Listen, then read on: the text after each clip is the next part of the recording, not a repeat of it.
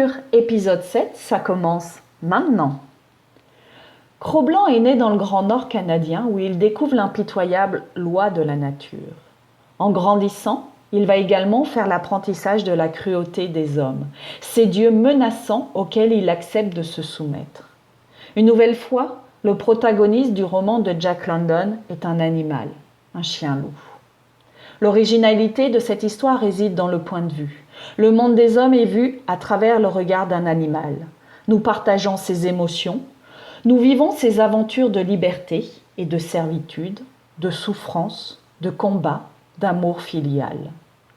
Jack London donne une vision moderne de l'animal pour l'époque, en le dotant d'une intelligence, d'une sensibilité et d'une individualité.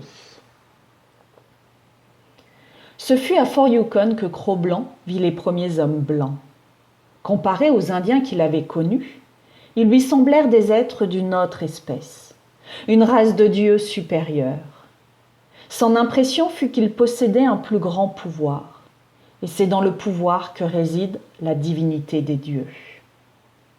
De même que dans son enfance, l'ampleur des tentes élevées par les premiers hommes qu'il avait rencontrés avait frappé son esprit comme une manifestation de puissance. De même encore, il était frappé maintenant par les maisons qu'il voyait et qui étaient construites, comme le fort lui-même, de bûches massifs. Voilà qui était de la puissance. Le pouvoir des dieux blancs était supérieur à celui des dieux qu'il avait adorés jusque-là, supérieur même à celui de Castor Gris, de ceux-ci le plus puissant et qui ne semblait plus parmi les dieux à peau blanche qu'un petit dieu enfant. Il s'était montré d'abord soupçonneux envers eux. Pendant les premières heures qui suivirent son arrivée, avec grand soin, il les examinait, tout en craignant d'être remarqué lui-même, et il se tenait à une prudente distance. Puis, voyant que près d'eux aucun mal n'advenait aux chiens, il s'approcha davantage.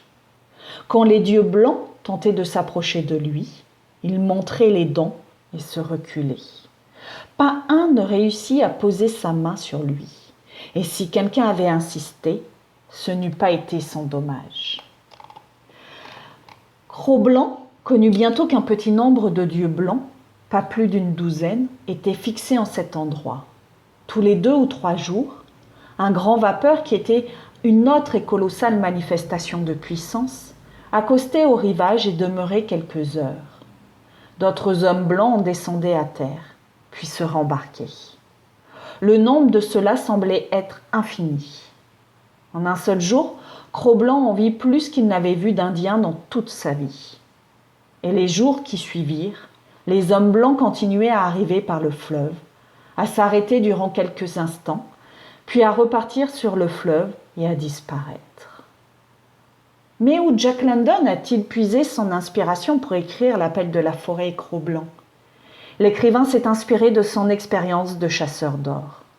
À l'âge de 21 ans, il rêve d'aventure et embarque pour le Grand Nord espérant y trouver fortune et gloire.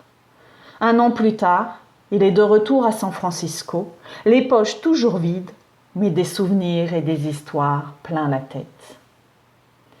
Pause lecture, c'est terminé. À bientôt.